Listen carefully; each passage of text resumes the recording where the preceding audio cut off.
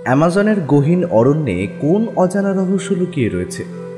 কিসের সন্ধানে বা মানবার উৎসব সেখানে গিয়ে উপস্থিত হবে? কি এমন রয়েছে সেখানে যাকে স্থানীয় আদিবাসীরা অবধি ভয় পায়? এই সকল প্রশ্নের উত্তর পাবেন আজকের এই গল্পে। নমস্কার শ্রোতা বন্ধুরা, অন্ধকারের গল্পকথার সাম্রাজ্যে আপনাদের সকলকে স্বাগত।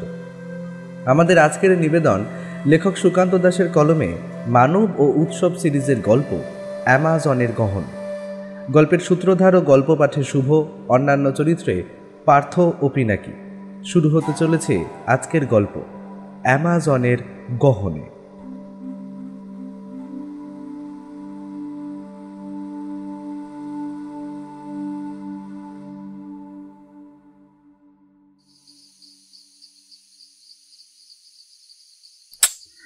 অনেকক্ষণ থেকেই তো আমরা হেঁটে চলেছি, কোনো কিছুই তো দেখা যাচ্ছে না।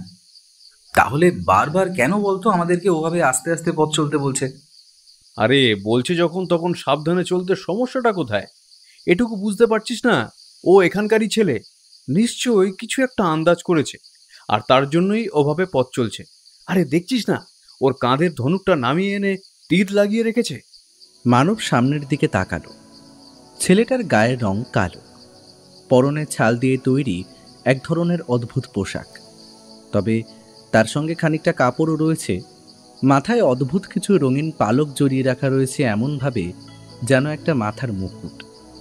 সেভাবেই এক পা করে ছেলেটা জঙ্গলে খুব সন্তর্পণে পা ফেলে এগিয়ে চলেছে। এদিকে তাকিয়ে দেখছে আর মাঝে মাঝে একটা হাত তুলে ওদের দাঁড়িয়ে থাকতে বলছে। আর বেশ কিছুক্ষণ এদিকে ওদিকে দেখে নিয়ে সামনের দিকে এগিয়ে চলছে। ওরা যে পথে এগিয়ে চলেছে সেখানটা ফাঁকা, আর একটু এগিয়ে গেলে আবার জঙ্গল শুরু হবে। দুদিকে প্রায় 10-12 হাত দূরে ঘন জঙ্গল। বড় বড় গাছের মাথাগুলো থেকে সূর্যের আলো মাঝে মাঝে বাধা পেয়ে এদিকে ওদিকে বিকৃতভাবে ছড়িয়ে পড়েছে। সূর্যের আলো চোখে এসে পড়লে চোখ কটকট করে। প্রচণ্ড গরম। গরমের মধ্যেও ওদের ফুল হাতা জামা প্যান্ট, তার সঙ্গে মস্ত চামড়ার বুট। এখানে নাকি বিভিন্ন ধরনের পোকামাকড় থাকে, সুযোগ পেলেই সেগুলো জুতোর মধ্যে এসে ঢোকে, তারপর তা থেকে অনেক কিছু হতে পারে। তাছাড়া বিষাক্ত কিছু ব্যাঙও রয়েছে, তাদের গায়ে পা পড়লেও বোধ হয় তাতে বিষক্রিয়া হয়ে যায়। যতটা সম্ভব ওরা সাবধানে সামনের দিকে এগিয়ে চলেছে। আর একটু এগিয়ে গিয়ে ছেলেটা হাত তুলে ওদের নিচু হতে বলল, আর তারপরেই ছেলেটা নিজেও মাটির উপর প্রায় উবু হয়ে বসে পড়বে। ঠিক তখনই সামনের দিক থেকে জঙ্গলের ভেতরে একটা খসখস শব্দ শুনতে পেল ওরা। ছেলেটা ওদের দিকে তাকিয়ে ডান দিকে একটা বড় গাছের দিকে দেখালো। সঙ্গে সঙ্গে ওরা ছুটতে শুরু করলো সেই গাছের দিকে। ছেলেটা ওদের পিছু পিছু আসছে, তবে ছেলেটা যেন ওদের পাহারা দিয়ে গাছটার কাছে নিয়ে এলো। গাছটা বড়, বেশ খানিকটা লম্বা। গাছের একপাশে দাঁড়িয়ে ওরা দুজন তখন রীতিমতো হাঁপাচ্ছে। মানব একটু রাগের সাথে বলে ওঠে, আরে কি ব্যাপার বলো তো তোমার, তখন থেকে? তারপরে বুঝতে পারলো এভাবে বলে কোনো লাভ নেই। ওর ভাষা ছেলেটা বুঝতে পারবে না, ছেলেটার ভাষাও তো ওরা বুঝতে পারে না। কোন একটা অদ্ভুত ভাষায় ছেলেটা কথা বলে, তবে ওরা কি বলতে চায় কিংবা করতে চায় সবকিছুই ছেলেটা সহজে বুঝতে পেরে যায়। আর এই কারণেই ওই 21 জনের মধ্য থেকে ওই ছেলেটাকেই ওরা বেছে নিয়েছিল। ছেলেটার হাতটা মাটির উপরে রাখল, তারপর তীর ধনুক নিচে নামিয়ে রেখে অদ্ভুতভাবে চার পায়ে ওদের সামনে হেঁটে বেড়ালো কিছুক্ষণ, যেন কিছু একটা বোঝানোর চেষ্টা করছে। মানব অবাক হয়ে সেদিকে তাকিয়ে রয়েছে। উৎসব বলল, মনে হয় কিছু একটা ইঙ্গিত দিচ্ছে। আচ্ছা, এ বাঘের কথা বলছে না তো? সঙ্গে সঙ্গে মানবের বুকের ভেতরটা ধপ করে উঠল। এই অঞ্চলে জ্যাগুয়ারের কথা শোনা যায়, এমনকি যেখানে ওরা রাত্রে ছিল সেখানে লোকেরাও জ্যাগুয়ারের কথাই ওদের আকার ইঙ্গিতে বুঝিয়ে দিয়েছিল। সঙ্গে সঙ্গে জঙ্গলের দিকে আবার ঝোপ নড়ে উঠল, আর তার সঙ্গে একটা গর্জন ভেসে এলো। সেটা শুনে কিন্তু ওদের দুজনের বুকের ভেতরটা হিম হয়ে গেল। গাছের আড়ালে ওরা যতটা সম্ভব গিয়ে লুকোলো। ছেলেটা গাছের সামনে দাঁড়িয়ে তীরটা উঁচিয়ে রেখেছে সামনের দিকে, কিন্তু না, অনেকক্ষণ হয়ে যাওয়ার পরেও জঙ্গলের ভেতর থেকে কেউ এলো না। বাঘটা আস্তে আস্তে পেছনের দিকে সরে যেতেই ছেলেটা ধনুক নামিয়ে রাখল। তার কপালে বিন্দু বিন্দু ঘাম দেখা দিয়েছে। সে এবারে ঘুরে তাকালো ওদের দিকে। ছেলেটার মুখে একটা হাসি দেখা গেছে। সে কপালের ঘামটা এক হাতে মুছে নিয়ে আকার ইঙ্গিতে বুঝিয়ে দিল যে এসেছিল সে চলে গিয়েছে, ওরা আবার পথ চলতে পারে। মানবের কাছে কম্পাস ছিল, কম্পাস দেখে ওরা জঙ্গলের মধ্যে পথ চলছিল।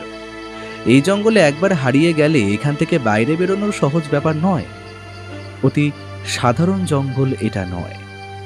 এখান থেকে আমাদের এখনো প্রায় 5 দিন হাঁটতে হবে অন্তত। এই দলটার দলপতি তো সেই কথাই বলেছি। আমরা ঠিক পথে রয়েছি তো? তোর দেওয়া ম্যাপটার কম্পাস দেখে তো মনে হচ্ছে আমরা ঠিক পথেই রয়েছি। 5 দিন হেঁটে গেলেই আমরা সেই গুহার মধ্যে ঢোকার পথটা খুঁজে বার করতে পারবো। কিন্তু এই জঙ্গলের মধ্যে 5 দিন এভাবে হেঁটে যাওয়াটা সহজ ব্যাপার নয়। মানব মিথ্যে বলেনি, ওরা মাত্র একদিন হেঁটেছে, আর তাতেই ওরা বুঝতে পারছে জঙ্গল বাইরে থেকে দেখে যেমন মনে হয় ততটা সহজ নয়। বিষাক্ত সেই সাপটার কথা বারবার মনে পড়তেই মানবের গোটা শরীর শিরশির করে উঠেছিল। ছেলেটা যদি সঠিক সময় তীর চালিয়ে সাপটার মাথায় আঘাত না করত, তাহলে হয়তো এতক্ষণে মানব আর বেঁচে থাকতে পারত না। এই একটা কারণে এই ছেলেটার অদ্ভুত ব্যাপারগুলো বারবার মানব মেনে নিচ্ছিল।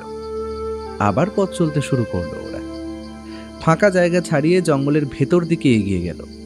ছেলেটার কোমরে গুজে রাখা একটা লম্বা ছুরি, সেই ছুরিটা দিয়ে আশেপাশের সামনে এসে পড়া ডালপাতাগুলো কাটতে কাটতে সে সামনের দিকে এগিয়ে চলেছে, আর মাঝে মাঝে মুখে অদ্ভুত কিছু শব্দ করছে। ব্যাপারগুলো ওদের কাছে এখন সহজ হয়ে গিয়েছিল, তাই তাতে ওরা কিছুই মনে করছিল না।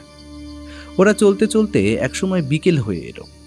ওরা দেখেছে ছেলেটা বিকেলের পর আর কিছুতেই পথ চলতে চায় না। রাতে মাথা গোজার মতো একটা জায়গা খোঁজার ব্যবস্থা করে, কিন্তু এবারে মাথা গোজার মতো জায়গা পাওয়া গেল না। যেদিকে যায় সেদিকে ছোট ছোট জঙ্গল, বড় গাছ, কোথাও নেই যে ওখানে উঠে ওরা আশ্রয় নেই। সব শেষে বাধ্য হয়ে একটা বড় মতো ঝোপের কাছে ওরা এসে দাঁড়ালো। ভালো করে ঝোপটা পরীক্ষা করে নিয়ে তারপর তার পাশেই ব্যাগের ভেতর থেকে লম্বা মোটা কাপড়টা বিছিয়ে নিয়ে তার উপর শরীর এলিয়ে দিল ওরা। ছেলেটা বেশ কিছুক্ষণ আশেপাশে ঘুরে বেড়ালো, তারপর কতগুলো কিসের যেন পাতা এনে ওদের ঝোপটার আশেপাশে ছড়িয়ে দিল। তাই দেখে উৎসব হেসে বলল, এই পাতাগুলো দিয়ে কি হবে? ছেলেটা হাসল। এরপর আকারে ইঙ্গিতে কি বোঝালো সেটা ওরা বুঝতে পারল না। তবে পাতাগুলো ছড়িয়ে দেওয়ার পরে ছেলেটা কিন্তু বেশ নিশ্চিন্তে ওদের পাশে এসে তীর ধনুক আর ছুরিটা একপাশে রেখে বসে। সত্যি বলছি উৎসব, কলকাতায় বসে যখন এখানে আসার কথাটা ভেবেছিলাম তখন কিন্তু মনে হয়নি যে পথ এতটা দুর্গম হবে। ঠাকুরদার ডায়েরিতে এমনটাই লেখা ছিল। এই পথ অতিথির গান। ওদের 4 জন এই জঙ্গলের মধ্যেই মারা গিয়েছিল, সেটা তো নিশ্চয়ই মনে আছে। ফিরে যেতে পেরেছিল মাত্র 2 জন, তার মধ্যে একজনের শরীরে অদ্ভুত চর্মরোগ দেখা দিয়েছিল। তো ঠাকুরদা অদ্ভুতভাবে বেঁচে গিয়েছিল কি করে বলতো? তা জানি না, তবে বাবু বলতো ঠাকুরদা অনেক কিছু মন্ত্র জানতো। এমন অনেক মন্ত্র থাকে যেগুলো দিয়ে বনের প্রাণী কিংবা অদ্ভুত কিছু বিপদকে দূরে সরিয়ে রাখা যায়। তবে সে সমস্ত আমি কখনো বিশ্বাস করিনি। মানব হেলান দিয়ে শুয়ে পড়েছিল লম্বা কাপড়ের উপর। এবারে চোখ বন্ধ করেই বলল, এখন যদি আমরা কলকাতায় থাকতাম তাহলে ঘরের বিছানায় নিশ্চিন্তে ঘুমোতে পারতাম। মোটেই না। তোর কি মনে হয় বস এভাবে আমাদের এমনি এমনি ছুটি দিয়ে দিত? নেহাত ছুটিটা ম্যানেজ করেছিলি তাই। উৎসবের কথায় মানব আর উৎসব দুজনেই হেসে উঠল। আর ঠিক তখনই দূর থেকে আবার সেই গর্জনটা শোনা গেল। তাতেই ছেলেটা একবার তাকিয়ে দেখল, কিন্তু ছুরি বা তীর ধনুক হাতে নিল না। ওরা বুঝতে পারলো শব্দটা ওদের কাছাকাছি নয়, অনেক দূর থেকে এসেছে। কিন্তু তারপরেই যে দৃশ্যটা ওরা দেখতে পেল তাতে ওদের বুকের ভেতরটা হিম হয়ে গেল। মস্ত বড় একটা সাপ। অ্যামাজনের জঙ্গলে অ্যানাকন্ডার কথা ওরা অনেক শুনেছে, কিন্তু আজ এই প্রথমবারের জন্য সেই সাপ ওরা দেখতে পেল। ওটাকে দেখতে পেয়ে উৎসব মানব দুজনেই চমকে উঠেছিল। তাড়াতাড়ি ছেলেটার গায়ে একটা হাত রেখে বলল, আমাদের এখান থেকে পালিয়ে যাওয়া দরকার। ছেলেটা কিন্তু সে কথায় কান দিল না। সে সামনে যে পাতাগুলো ছড়িয়ে রেখেছিল সেগুলোর দিকে একবার আঙুল দিয়ে দেখাল। তারপর অদ্ভুতভাবে কিছুটা মন্ত্রবোধ হয় বিড়বিড় করতে লাগলো চোখ বন্ধ করে। সাপটা বেশ বড়, খানিকটা সবুজ আর কালচে। ওদের দেখতে পায়নি সেটা ওরাও জানে। বহু দূরে একটা বড় গাছের মাথায় আস্তে আস্তে উপরের দিকে উঠছিল, তারপরে আবার নিচের দিকে নেমে গেল। কোথায় যে গেল তা ওরা দেখতে পেল না। কিন্তু এমন একটা দৃশ্য দেখার পর ওরা বুঝতে পারছিল আজ গোটা রাত জেগেই কাটাতে হবে। আর কতক্ষণ? মানব, 1 ঘন্টা হয়নি আমরা হাঁটতে শুরু করেছি। ছেলেটা কি বলেছিল মনে নেই? সূর্য যখন মাথার একদম উপরে আসবে তখন আমরা ওই গাছটার কাছে গিয়ে পৌঁছবো। কিন্তু এই জঙ্গলের মধ্যে ওই একটা গাছ এত সহজে খুঁজে বার করা যাবে? আর ওই গাছটার মধ্যে এমন কি আছে যে ওটা খোঁজার জন্য ছেলেটা এত ব্যাকুল হয়ে রয়েছে? সে কথা তো জানি না ভাই, তবে নিশ্চয়ই এমন কোনো কারণ আছে যার জন্য ছেলেটা এমন কথা বলছে। ছেলেটা ওদের আগে আগে হেঁটে চলেছিল, আর কোনো ক্লান্তি নেই, ওদের পা অবশ হয়ে আসছিল। সকাল থেকে ওরা হেঁটে চলেছে। মাঝখানে একবার থেমে কিছু শুকনো খাবার আর জল খেয়েছিল, কিন্তু কাল সারা রাত জেগে কাটাতে হয়েছে ওই সাপটার ভয়। ছেলেটা যদিও নিশ্চিন্তে ঘুমিয়েছে, সে কেমন করে বোধহয় বুঝতে পেরেছিল সাপটা ওদের দিকে আসবে না, কিন্তু ওরা ঘুমোতে পারেনি। হাঁটতে হাঁটতে আরও বেশ খানিকটা এগিয়ে এলো ওরা। বুঝতে পারল জমিটা ক্রমশ ওপরের দিকে উঠছে। জঙ্গলের মধ্যে ওরা অনেকটা ভেতরে চলে এসেছে। আশেপাশে যেদিকে তাকায় সেদিকে জঙ্গল ছাড়া আর কিছু নেই। এইখানে যদি একবার পথ হারিয়ে যায় তাহলে বেরিয়ে যাওয়ার যে কোনো রাস্তা নেই তা ভালোভাবেই বোঝা যায়। পথ খুঁজতে খুঁজতে এখানেই কেউ মারা যাবে। ছেলেটা আরও খানিকটা হেঁটে গিয়েছিল, তারপরেই একটা অদ্ভুত শব্দ শোনা গেল। ওরা তাকিয়ে দেখল আশেপাশের বড় বড় গাছের মাথায় কি যেন লাফাচ্ছে, কিছু একটা আঙুল তুলে দেখাচ্ছে। ওরা বুঝতে পারল ওগুলো বানর। বেশ কয়েকটা বানর গাছের মাথায় এদিকে ওদিকে লাফালাফি করতে করতে আস্তে আস্তে দূরে সরে যাচ্ছে। ছেলেটা সেদিকে তাকিয়ে কি যেন বোঝার চেষ্টা করলো, তারপরে আবার হাঁটতে লাগলো। ওরা বেশ খানিকটা পেছনে পড়ে গিয়েছিল। বারবার মনে পড়ছিল মানবের একটাই কথা, ওই আদিবাসীদের কাছে যে রাত ওরা কাটিয়েছিল সেই রাতে ওদের আকার ইঙ্গিতে বুঝিয়ে দেওয়া সেই গুহার ব্যাপারে কথাটা শুনেই দলপতি কেমন যেন চমকে উঠেছিল। আগুনের সামনে তার দুটো চোখে ভয় দেখা দিয়েছিল। ওদের দিকে তাকিয়ে আকারে ইঙ্গিতে কিছু একটা বলেছিল। ওরা সমস্ত কিছু বুঝতে না পারলেও এটা বুঝেছিল আসলে দলপতি কোনো একটা বিপদের কথা বলছে, এমন কোনো একটা বিপদের কথা বলছে যা অতি ভয়ানক। এ কথা শুনে মানব বলেছিল, কিন্তু আমাদের কাছে অস্ত্র আছে, তারপর বন্দুকও আছে। বন্দুকের গুলি যখন আমাদের কাছে আছে তখন আমাদের ভয় পাওয়ার কি আছে? দলপতি ওদের কথায় হেসেছিল, বুঝিয়ে দিয়েছিল বন্দুক কিংবা অন্য কোনো কিছুই কোনো কাজে লাগবে না, ওই গুহার ভেতরে না যাওয়াটাই বুদ্ধিমানের কাজ। এর আগে গুহার ভেতরে যারা গিয়েছে তাদের মধ্যে খুব সহজে কেউ সেখান থেকে বেরিয়ে আসতে পারেনি। এর আগে এই পথে অনেককেই ওরা যেতে দেখেছে, সবাইকেই বারণ করেছে। মানব আর উৎসব সঙ্গে করে খাবার দাবার আরও অনেক কিছু এনেছিল। তাদের সঙ্গে ছিল দুটো দূরবীন। তাদের মধ্যে একটা দূরবীন দলপতির বেশ পছন্দ হয়েছিল। চোখে দিয়ে এসে দূরের দিকে দেখতে দেখতে আনন্দে কেমন বাচ্চাদের মতো লাফিয়ে উঠে হাততালি দিয়েছিল। সেটা দেখে মানব দূরবীনটা তাকে দিয়ে দেয়, আর তাতেই সে আরও বেশি খুশি হয়েছিল। সেদিন রাতে দলপতি ওদের এক ধরনের তরল কি একটা বস্তু খেতে দিয়েছিল। খাওয়ার পরে ওরা বুঝতে পেরেছিল মাথাখানা কেমন যেন ঝিমঝিম করছে, তবে শরীর আগের থেকে বেশ হালকা লাগছে। এটা যে ওদের নেশাদ্রব্য তা বুঝতে অসুবিধে হয়নি ওদের। সেই রাতে ওরা বেশ ঘুমিয়েছিল। চারপাশের আগুন আর তার মধ্যে পাতা আর গাছের ডাল দিয়ে তৈরি করা ছোট ছোট কুঁড়ে ঘরের মধ্যে নিশ্চিন্তের ঘুম। পরদিন সকালে বের হওয়ার সময় দলপতি ওদের মধ্য থেকে একজনকে ওদের সঙ্গ দিতে চেয়েছিল। সে তাদের ওই গুহা পর্যন্ত পৌঁছে দেবে আর গুহার বাইরে অপেক্ষা করবে। ওরা ফিরে এলে তারপরে ওরা আবার আসবে, কিন্তু গুহার ভেতরে ওরা কেউ ঢুকবে না। তাতে একটু অবাক হয়ে উৎসব বলল, কিন্তু আমাদের জন্য আপনি কাউকে দিচ্ছেন কেন? আপনি তো নিজেই বলেছেন ওই পথে গেলে ফিরে আসা সহজ ব্যাপার নয়। তাহলে? দলপতি রাতের বেলা আকাশের দিকে তাকিয়ে নক্ষত্রের দিকে কিছু একটা দেখিয়েছিল। কি দেখিয়েছিল সেটা ওরা বুঝতে পারেনি। ওদের সঙ্গে আকাশের ওই নক্ষত্রদের কি সম্পর্ক তা বোঝার মতো ক্ষমতা ওদের ছিল না। দলপতি মানব আর উৎসবের হাতগুলো সামনের দিকে টেনে নিয়ে কিছু যেন একটা দেখেছিল বারবার। তারপরে খুশি হয়ে ওদের আকার ইঙ্গিতে বুঝিয়েছিল ওদের ভাগ্য ভালো, ওরা কিছু একটা দেখতে পাবে এবং ওদের ফিরে আসার সম্ভাবনাও বেশ খানিকটা রয়েছে। আর সেই কারণেই সে ওদের সঙ্গে একটা ছেলেকে দিচ্ছে, যাতে গুহা থেকে ফিরে আসার সময় ওদের পথ চিনে ফিরতে খুব একটা অসুবিধে না হয়। ওরা এই পথে অনেকবার যাতায়াত করেছে, তাই ওই পথ এমনকি গুহার পরের পথও ওদের বেশ ভালোভাবেই জানা। তখনই মানব আর উৎসব যুক্তি করে ওই ছেলেটিকে বেছে নিয়েছিল। ছেলেটি ওদের সঙ্গে থাকছিল, ওদের ছোটোখাটো ফাইফরমাস খাটছিল। তার বিনিময়ে মানব আর উৎসব ওকে কিছু টাকা দেবে বলেছিল, কিন্তু সে টাকা নিয়ে ওরা কি করবে? ওরা তো ওই জঙ্গল থেকে কোথাও যায় না। তাই কিছু শুকনো খাবার আর ফেরার সময় ওরা বাকি দূরবীনটা ওই ছেলেটিকে দেওয়ার প্রতিশ্রুতি দিয়েছিল। সে কথায় ছেলেটা তো বেশ খুশি হয়ে ওদের সঙ্গ দেয়।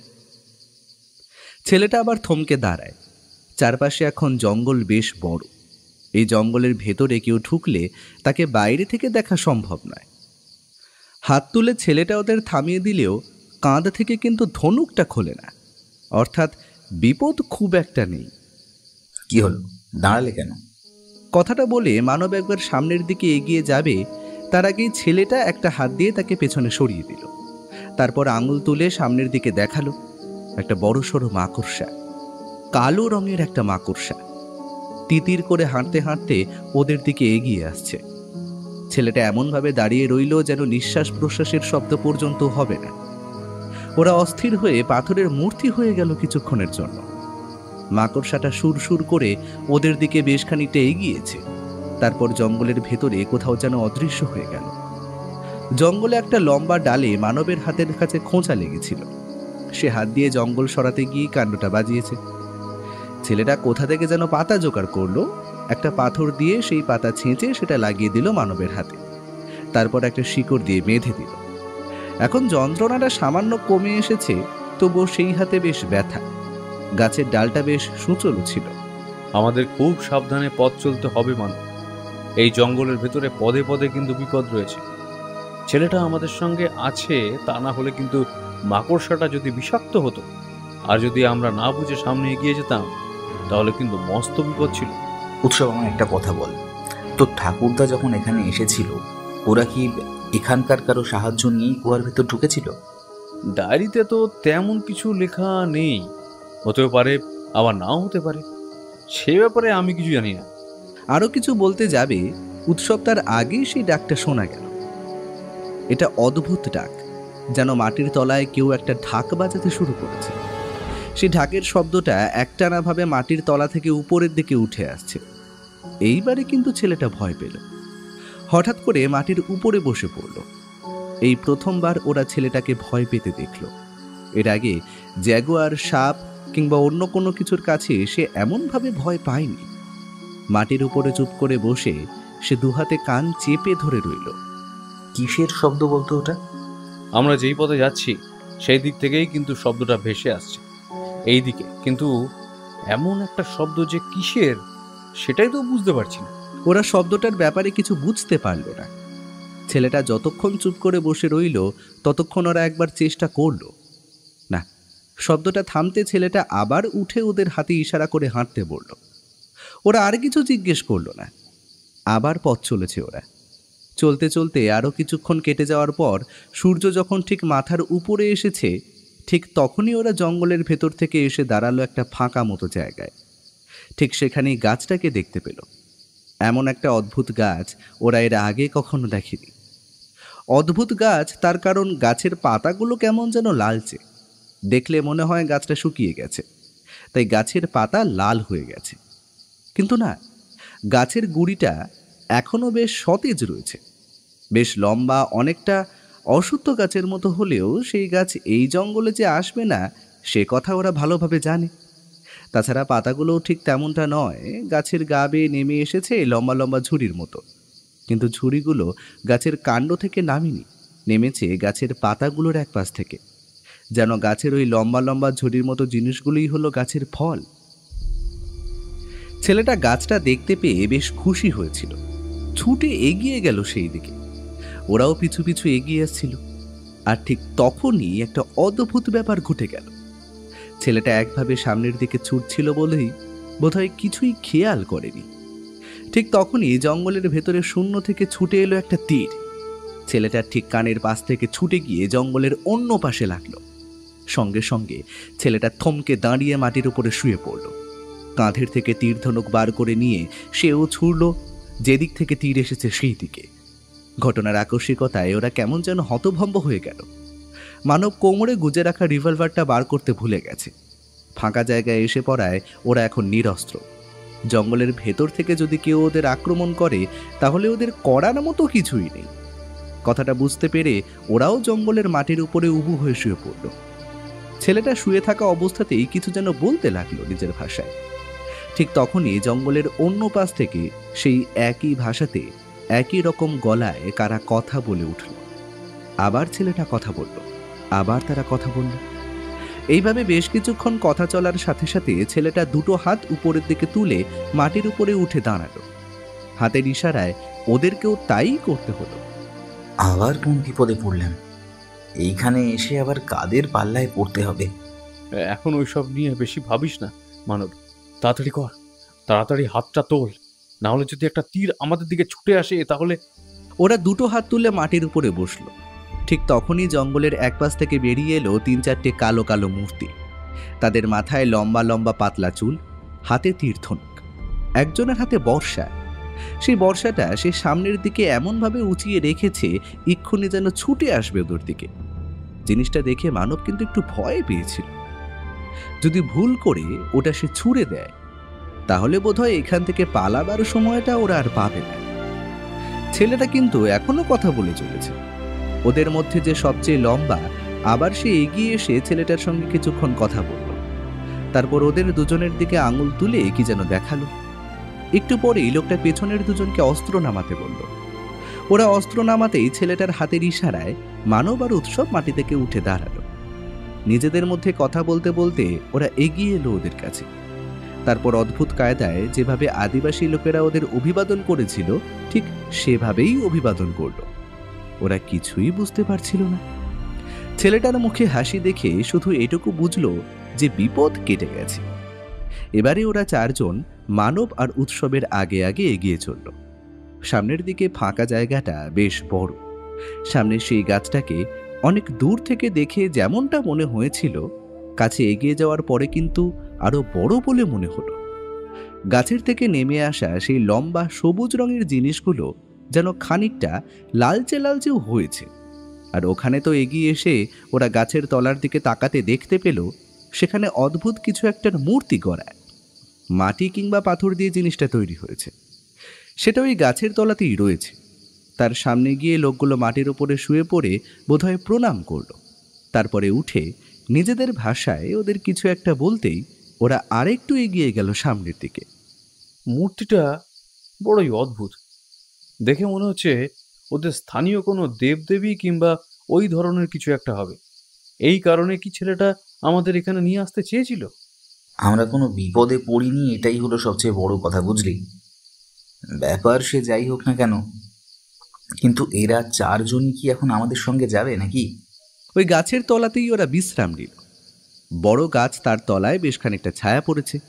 সকলেই একসাথে বসল। লোকগুলো ওদের ব্যাগে থাকা জিনিসপত্রগুলো নেড়েচেড়ে দেখল। মানবের বুকে ঝুলিয়ে রাখা দূরবীন চোখে দিয়ে দূরের দিকে তাকালো। এমনকি ওদের রিভলভারটা দেখে বেশ ভয় পেল একজন। ওদের ভাষা কিছু বুঝতে না পারলেও ওরা বারবার নিজেদের কৃতকর্মের জন্য যে ক্ষমা চাইছে সেটা ওরা বুঝতে পারল। ওদের মধ্যে একজন একটা অদ্ভুত ফল এনে খেতে দিল ওদেরকে। উৎসব কামড় বসালো। বেশ খেতে জিনিসটা যে কি তা বোঝা গেল না। অনেকটা সবুজ রঙের, তবে খেতে বেশ মিষ্টি। মানবও খেল। দেখতে দেখতে ওখানে বেশ খানিকটা সময় কেটে গেল। তারপর ওদের কাছ থেকে বিদায় নিয়ে ওরা তিনজন সেই গাছ পেরিয়ে আবার হাঁটতে লাগলো সামনের দিকে। যাই বলিস, ওই তীর যদি একবার গায়ে এসে লাগতো তাহলে আর দেখতে হতো না। ওতে বিষ মাখানো থাকে। এখানে যে বিষাক্ত ব্যাঙ পাওয়া যায়, এটাকে কাজে লাগিয়ে ওরা বিষ তৈরি করে। তাছাড়া গাছ থেকেও অনেক বিষ পাওয়া যায়, তাই এদের কাছে বিষের ভাণ্ডার খুব একটা কম নেই। কিন্তু যতদূর আমি শুনেছি, আদিবাসী না হলে তারা বেশিরভাগই ভালো হয়। এলাকার বাইরে কাউকে ঢুকতে দেয় না, এটা জানি। আমাদের সঙ্গে যদি ছেলেটা না থাকতো তাহলে হয়তো ওরা আমাদের এখানে ঢুকতে দিত না, কারণ আমরা ওদের আমাদের কথা বোঝাতে পারবো না। এই ছেলেটা আমাদের সঙ্গে থেকে একদিকে কিন্তু ভালোই হয়েছে। সেটা তো হয়েছে, কিন্তু এখনো 4 দিন মনে আছে? 4 দিন আমাদেরকে এই পথ ধরে হেঁটে যেতে হবে। আগেই বলেছিলাম, ঠাকুরদার ডায়েরিতে লেখাই ছিল এই জঙ্গলের মধ্যে অনেক সময় ধরে হাঁটতে হবে। শুধু তাই নয়, সে গুহামুখে প্রবেশ করবার পরে তারপরে কিন্তু আরও পথ আছে, সেই পথটা বেশি সমস্যা হবে। কেন বলতো? উৎসবের মুখে একটা অদ্ভুত হাসি ফুটে উঠেছিল। সেদিকে তাকিয়ে মানব একটু অবাক হলো। একবার ভেবে দেখ, ঠাকুরদা লিখেছিল ওই গুহার মুখ খুঁজে বার করা সহজ ব্যাপার নয়। তাছাড়া ওই গুহা খুঁজে বার করলেও তার ভেতরে যাওয়ার পথ হচ্ছে দুর্গম। সেই পথে এত বছরে খুব কম লোক গিয়েছে। যেখানে মানুষের পা পড়ে না, সেখানকার অবস্থা কেমন হয় তুই তো জানিস ভাই। তাছাড়া ওই গুহার ভিতরে নিশ্চয়ই বিপদও বেশি থাকবে। আমাদের কাছে যেটুকু ওষুধপত্র আছে তাতে বোধহয় এই বিপদ কাটানো যাবে না। আর ওই যে ডাকটা শুনতে পেলাম, সেই ডাকটা কিসের বলতো? ওরা নিজেদের মধ্যে কথা বলতে বলতে এগিয়ে এগিয়ে জঙ্গলে ঢুকলো। আবার দুপাশে সবুজ জঙ্গলকে পাশে রেখে ওদের পথ চলা শুরু। কখনো উঁচু, কখনো নিচু পথ। জঙ্গলের পথে চলতে চলতে এদিকে ওদিকে ভালো করে দৃষ্টি রাখা প্রয়োজন, না হলে বিপদ যে কোনো মুহূর্তে ঝাঁপিয়ে এসে পড়তে পারে ওদের গায়ে। কখনো সেটা চার পেয়ে হতে পারে, কখনো বুকে হেঁটে চলা সরীসৃপ, কিংবা এমন অনেক কিছু হতে পারে যাকে এত সহজে ওরা খেয়াল করতে পারবে না। এই জঙ্গলের বিষাক্ত কীটপতঙ্গের কথা ওরা ভালোভাবেই জানে। হঠাৎ করে মানবের চামড়ার বুটের দিকে চোখ পড়তে উৎসব বলে উঠল, এই এই মানব, তোর পায়ে ওটা কি? উৎসবের কথা ছেলেটাও শুনেছিল। সেও থমকে দাঁড়িয়ে পেছনে তাকালো। মানবের পায়ের দিকে তাকাতে দেখতে পেল তার পায়ের চামড়ার বুটটা, তার উপর থেকে চওড়া চামড়ার লম্বা একটা কাপড়ের মতো জিনিস ওর হাঁটু পর্যন্ত জড়িয়ে রেখেছে। সে কাপড়ের একদম উপর পর্যন্ত উঠে এসেছে একটা 1 বিঘত লম্বা লালচে জিনিস। সেটা যে আস্তে আস্তে উপরের দিকে উঠেছে তা বোঝা যায়। জিনিসটার উপরে সাদা একটা দাগ দেখে যেন মনে হয় শরীর থেকে বেরিয়ে আসা কোনো একটা তরল পায়ের ওই চামড়ার উপরে সাদা দাগ ফেলেছে। ছেলেটা তাড়াতাড়ি এগিয়ে আসে, তারপর পাশ থেকে জোগাড় করা লাঠি দিয়ে খুঁচিয়ে জিনিসটাকে ফেলে দেয় মাটিতে। আর তারপরেই দেখা যায় লাল যে জিনিসটার নিচের দিকে অদ্ভুত ছোট্ট ছোট্ট পায়ের মতো কিছু একটা, আর সেই পায়ের একদম শেষের দিকে চকচক করছে কিছু। জিনিসটা শরীর থেকে রক্ত টেনে বার করে নিতে পারবে। চোখ যে এমন হয় তা তো আমার জানা ছিল না। কখন যে পায়ে উঠেছে বেটা ঠিক বুঝতে পেরেছিল উপরের দিকে না উঠলে কিছুই খেতে পাবে না, তাই আস্তে আস্তে উপরের দিকে উঠেছিল। ভাগ্যিস তুই দেখতে পেয়েছিলি, না হলে কি যে হতো। আমাদের আরেকটু সতর্ক থাকতে হবে মানব। এখানে শুধু নিচ থেকে উপরের নয়, চারিদিক থেকে বিপদ আসতে পারে। ওরা একবার নিজেদের ভালো করে পরীক্ষা করে নিল, শরীরের কোথাও কিছু লেগে নেই তো। তারপরে আবার পথ চলা শুরু করল। সেদিন সন্ধে পর্যন্ত ওরা অনেকটা পথ হেঁটে এসেছিল। এবারে একটা লম্বা মতো গাছ পেল। সে গাছের ডালগুলো বেশি নিচে নিচে। গাছের নিচের ডাল থেকে ওরা উপরের দিকে উঠে সেখানেই বসার ব্যবস্থা করল। তেমন একটা অবস্থা হবে ওরা জানতো, তাই ব্যাগে করে ছোট্ট করে ভাঁজ করে রাখা যায় এমন একটা স্লিপিং ব্যাগের ব্যবস্থা ওরা করে রেখেছিল। সেগুলোই গাছের ডালে ঝুলিয়ে দিয়ে দুজনের ঘুমানোর ব্যবস্থা হয়ে গেল। ছেলেটা উপরে একটা ডালে বসে অদ্ভুতভাবে একটা দড়ি দিয়ে নিজেকে বেঁধে রাখলো ডালের সঙ্গে, যাতে যদি ঘুমিয়ে পড়ে তাহলেও যেন হঠাৎ করে পড়ে না যায়। ওরা যখন ঘুমানোর প্রস্তুতি নিল তখন চারপাশটা অন্ধকার হয়ে আসতে শুরু করেছে। নিচে ডালপাতা জড়ো করে ছেলেটা আগুন জ্বালিয়ে রেখেছিল। সেই আগুন জ্বলতে জ্বলতে কখন যে নিভে এসেছিল মনে নেই। রাতের বেলা জঙ্গলের ভেতরে প্রবল ঠান্ডা শুরু হলো। বেশ গভীর ঘুমে ঘুমিয়েছিল ওরা, তাই তখন যে এটা ভয়ঙ্কর ব্যাপার ঘটতে চলেছে সেটা ওরা কেউই খেয়াল করেনি। ওরা ঘুমিয়ে পড়তে একটা জ্যাগুয়ার আস্তে আস্তে ওদের গাছের তলায় এসে দাঁড়ালো। ততক্ষণে আগুন নিভে গিয়েছিল। জ্যাগুয়ারের কাছে গাছ খুব একটা দুর্গম পথ নয়। সে আস্তে আস্তে নিচু গাছের ডাল বেয়ে ওপরের দিকে উঠে এলো। ছেলেটা শুয়েছিল ওদের থেকে বেশ খানিকটা ওপরের দিকে। ওরা দুজন নিচের ডালে স্লিপিং ব্যাগ ঝুলিয়ে শুয়েছিল। জ্যাগুয়ার ছেলেটাকে বোধহয় লক্ষ্য করেনি। যে ডালে স্লিপিং ব্যাগ ঝুলছে সেই ডালের ওপর আস্তে আস্তে এগোতে লাগলো। ছেলেটা ঘুমালেও তার ইন্দ্রিয় কিন্তু সজাগ ছিল। যখন জ্যাগুয়ার আস্তে আস্তে ডালের উপরে একটু একটু করে সামনের দিকে এগিয়ে যাচ্ছে, ঠিক তখনই তার ঘুমটা ভেঙে গেল। কিন্তু অবস্থাটা এমন যে জ্যাগুয়ার নিজের হাতের নখ দিয়ে স্লিপিং ব্যাগের দড়িটা কাটার চেষ্টা করছে।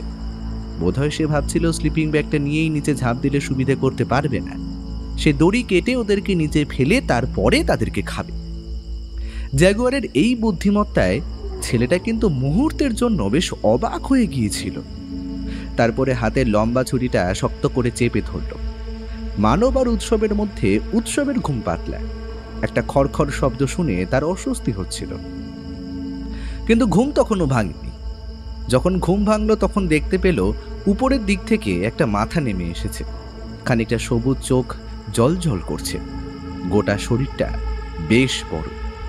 উবু হয়ে কেউ যেন ঝুলে রয়েছে গাছের ওপর থেকে। চমকে উঠল সে। চাঁদের আলো গাছের ফাঁক দিয়ে এসে পড়েছে নিচের দিকে। সে অল্প আলোয় হলুদ চকচকে জিনিসটাকে দেখে মুহূর্তের মধ্যে বুঝতে পারল এটা জ্যাগুয়ার। কিন্তু কি করবে সে? স্লিপিং ব্যাগ খুলে বাইরে বের হতে গেলে জ্যাগুয়ার লাফিয়ে এসে পড়বে তার উপরে, সেটা ভালোভাবেই বোঝা যাচ্ছে। ঠিক তখনই জ্যাগুয়ারের ঠিক ওপরের দিকে আরও একটা অদ্ভুত দৃশ্য দেখতে পেল উৎসব। ছেলেটা ওপরের ডালের একদম কাছে এসে দাঁড়িয়েছে। অদ্ভুতভাবে দুটো পায়ের সঙ্গে ডাল জড়িয়ে রেখে শরীরটা বেশ খানিকটা নিচের দিকে ঝুলিয়ে এনেছে, আর তার হাতে ধরা রয়েছে চকচকে ছুরিটা। ছেলেটা যেন অদ্ভুত কায়দায় উৎসবকে স্থিরভাবে থাকতে বলল। তারপর হাতের ছুরিটা একভাবে ধরে রেখে গাছের ডাল বেয়ে আস্তে আস্তে এগিয়ে আসতে লাগলো ঠিক ওদের মাথার উপরের দিকে। রুদ্ধশ্বাসে অপেক্ষা করতে লাগলো উৎসব। যদি বাঘটা ঠিক আগেই তার স্লিপিং ব্যাগের দড়িটাকে কোনোভাবে খুলে ফেলে তাহলে সে নিচে গিয়ে পড়বে, আর তখনই বাঘটাও নিচে গিয়ে পড়বে। স্লিপিং ব্যাগের মধ্য থেকে অত দ্রুত বাইরে বেরিয়ে এসে তার আক্রমণ ঠেকানো তার পক্ষে সম্ভব হবে না। একপাশে মানব তখনও ঘুমিয়ে রয়েছে। চিৎকার করে যে তাকে ডাকবে তার সময়টাও নেই। চিৎকার করলে নিশ্চয়ই বাঘটা মানে জ্যাগুয়ার হামলা করবে। নিস্তব্ধ চারপাশটা, কোথাও কোনো শব্দ নেই। বহুদূর থেকে যেন একটা ভাষা ভাষা শব্দ ভেসে আসছে। বারবার উৎসবের মনে পড়ে যেতে লাগলো ডায়েরিতে পড়া তার ঠাকুরদার হাতের লেখা সেই কথাগুলো। তিনি বারবার লিখেছিলেন এই অ্যামাজনে ওই গুহামুখ আবিষ্কার করতে আসা তার জীবনের সবচেয়ে বড় ভুলগুলোর মধ্যে একটা হয়েছে। ওই পথে গিয়ে তিনি তার বিশ্বস্ত দুজনকে হারিয়েছেন। ওখানে যে কারণে গিয়েছিলেন সেটাও তিনি করতে পারেননি। উৎসবের পাথরের মতো ঝুলতে লাগলো। মাটি আর আকাশের মাঝের শূন্যতার মাঝে ঝুলতে ঝুলতে উৎসবের নিজেকে বড় অসহায় বলে মনে হলো। কিন্তু জ্যাগুয়ার ততক্ষণে আবার দড়ি কাটতে শুরু করেছে। ছেলেটা আস্তে আস্তে ঠিক তার মাথার উপরে এসে দাঁড়িয়েছে। দড়িটা জ্যাগুয়ার ততক্ষণে কেটে ফেলেছে। শূন্যে ভাসতেই এবার কিন্তু উৎসব আর নিজেকে আটকে রাখতে পারে না, চিৎকার করে ওঠে সঙ্গে সঙ্গে। পাশে থাকা মানবের ঘুমটা ভেঙে যেতেই সঙ্গে সঙ্গে মানব থরফর করে উঠে চিৎকার করে বলে ওঠে, কি হলো? ঠিক তখনই জ্যাগুয়ারটা দড়ি কেটে নিচের দিকে পড়তে থাকা উৎসবের স্লিপিং ব্যাগ লক্ষ্য করে নিচের দিকে ঝাঁপ দিল। আর সঙ্গে সঙ্গে ছেলেটা গাছের ওপর থেকে নিচের দিকে ঝাঁপিয়ে পড়ল সেই জ্যাগুয়ারটাকে লক্ষ্য করে, আর মুখে অদ্ভুত একটা শব্দ করে চিৎকার করে কি যেন বলল। তারপরেই মানব নিজের স্লিপিং ব্যাগ থেকে বেরিয়ে গেল। ততক্ষণে তিনজনেই নিচে গিয়ে পড়েছে। জ্যাগুয়ারটা ঝাঁপিয়ে পড়েছিল উৎসবের উপর, কিন্তু স্লিপিং ব্যাগের ভেতরে থাকার জন্য তার গায়ে সরাসরি জ্যাগুয়ারের আঁচড় পড়ল না। উপর থেকে ছুটে আসা ছেলেটার শক্ত ধারালো ছুরি ততক্ষণে নেমে এসেছে জ্যাগুয়ারের গলার কাছে। মাটিতে পড়েই গড়িয়ে গিয়েছিল উৎসব। একপাশে সরে গিয়ে কোনো রকমে সে স্লিপিং ব্যাগ থেকে বাইরে বেরিয়ে এলো। মানব ততক্ষণে স্লিপিং ব্যাগ থেকে বেরিয়ে পড়েছে। আস্তে আস্তে সে কোমর থেকে পিস্তলটা বের করে একটা দিকে গুলি চালাতে যাবে, কিন্তু তার আগেই জ্যাগুয়ারটা নিজেকে ছাড়িয়ে বিপদ বুঝতে পেরে এক লাফে জঙ্গলের মধ্যে অদৃশ্য হয়ে গেছে। ঘটনাটা এত দ্রুত ঘটে গেল যে ওরা তিনজনে হতভম্ব হয়ে রইল বেশ কিছুক্ষণ। তারপরে প্রথমে হেসে উঠে উৎসব বলল, আমাদের জঙ্গলে স্লিপিং ব্যাগে রাত কাটানোর মজাটা এক্ষুনি টের পাইয়ে দিয়েছিল জাগুয়ার, ভাগ্যিস। এভাবেই পথ চলতে চলতে ওরা 4 দিনের মাথায় এসে পড়ল সেই ঘন জঙ্গলের কাছে। ঘন জঙ্গলের এক পাশটা লতা পাতায় জড়িয়ে রয়েছে। ছেলেটা বারবার আঙুল দেখিয়ে সেদিকেই ওদের নিয়ে চলছিল। জঙ্গল ক্রমশ আরও ঘন হয়ে উঠছিল। সেই জঙ্গলের মধ্য দিয়ে এভাবে পায়ে চলা সহজ কাজ নয়। কিভাবে যে ওরা এগোচ্ছিল সেটা ওরাই জানে। তারপরে সেই ঘন জঙ্গলের মধ্যে হঠাৎ করে একটা উঁচু পাঁচিল যেন দেখা দিল ওদের সামনে, সবুজ একটা পাঁচিল। সেখানেই ছেলেটা মাটির উপরে বসে পড়ল। এতক্ষণ পরে যেন সে ক্লান্ত হয়ে পড়েছে। সামনের দিকে আঙুল দেখিয়ে সে বুঝিয়ে দিল এটাই ওদের গন্তব্য। এখানে তো একটা মস্ত বড় বোধহয় পাঁচিল বা অন্য কিছু একটা, কিন্তু এখানে পাঁচিল আসবে কোথা থেকে? আমার মনে হয় এটাই সেই গুহামুখ। এতদিন কেউ ভিতরে প্রবেশ করেনি, তার জন্যই এমন অবস্থা হয়ে রয়েছে। কিন্তু এখানে আমরা এবার ঢুকবো কি করে? ছেলেটা পথ দেখালো। সেই সবুজ গাছপালার জঙ্গল ধরে আস্তে আস্তে ওরা খানিক ডান দিক দিয়ে উপরের দিকে উঠে এলো। তারপরে দেখা গেল সত্যিই বেশ খানিকটা পাহাড়ের পাথরের খণ্ডের মতো। তার এক পাশ দিয়ে পাথরের জমি পর্যন্ত দেখা যায়। সেখান থেকে একটু এগিয়ে যেতেই ওদের একটা গুহামুখ চোখে পড়ল। আসলে ওদের সামনে যেটা রয়েছে সেটাও সেই গুহামুখের একটা অংশ হলেও তলা দিয়ে প্রবেশের রাস্তা থাকলেও উপরের দিক দিয়ে একটা পথ রয়েছে। ছেলেটা ওদের সেই পথেই নিয়ে এসেছিল। তারপর আকার ইঙ্গিতে বুঝিয়ে দিল সে এর আশেপাশেই অপেক্ষা করবে ওদের ফিরে আসার জন্য। মানব খানিকটা খাবার আর জল ছেলেটাকে দিতে গেলে সে শুধু জলটাই নিল। বুঝিয়ে দিল খাবার সে ঠিকই জোগাড় করে নিতে পারবে। দলপতি তাকে খাবার নিতে বারণ করেছে, তাছাড়া ভেতরে তো খাবারের প্রয়োজন হবে। তখন দুপুরের সময় গুহার ভেতরের পথের জন্য ওরা তৈরি হয়ে এসেছিল। দড়ি, টর্চ লাইট, মোমবাতি, এমনকি আরও কিছু প্রয়োজনীয় জিনিস ওদের সঙ্গে ছিল। দুপুরের সময় সেই গুহাপথে কোনো রকমের পথ পরিষ্কার করে ওরা নিচের দিকে নামলো। দেখতে দেখতে অনেকটা সময় পেরিয়ে গেল। কতক্ষণ কেটে গেছে ওদের হাতের রেডিয়াম লাগানো ঘড়িতে ওরা দেখতে পেল। তখন সন্ধ্যে 7টা। ওরা ঢালু পথ ধরে নিচের দিকে নামতে লাগলো প্রথমে, তারপরে আবার সমতল পথ। চারপাশে ভ্যাপসা পচা গন্ধ, কোথাও অদ্ভুত কিছু করে সরে যাচ্ছে। টর্চের আলোয় সবকিছু ভালোভাবে দেখা যায় না। ভেতরটায় ধুলো ময়লা থেকে শুরু করে গাছপালার পাতা, ডাল, আরও অনেক কিছুই মাঝে মাঝে দেখা যায়। মাঝে মাঝে এদিকে ওদিকে ফাঁক ফোকর দিয়ে সূর্যের আলো এসে পড়ছিল, কিন্তু তা অনেকক্ষণ আগের কথা। চারপাশ এখন ঘুটঘুটে অন্ধকার, অন্ধকার হওয়ারই কথা। টর্চের আলোয় সামনে এগোতে এগোতে মানব বলল, এই পথে আর বেশি দূর যাওয়াটা কি ঠিক হবে? যদি তেমন কোনো সমস্যা হয়, আর তাছাড়া নিঃশ্বাস নিতে যদি সমস্যা হয়? সমস্যা হবে না। সমস্যা হওয়ার কথা ঠাকুরদা লেখেনি। নিশ্চয়ই এই পথে কোথাও ফাঁক ফোকর রয়েছে। সেই ফাঁক ফোকর দিয়ে ভেতরে অক্সিজেন আসছে। তাছাড়া ভেতরে যে গাছপালা জন্মেছে ছোট ছোট, তা তো বুঝতেই পারছিস। গুহার ভিতরে গাছপালা? এ তো অদ্ভুত ব্যাপার। ভিতরের মাটিটা কিন্তু মাঝে মাঝেই নরম।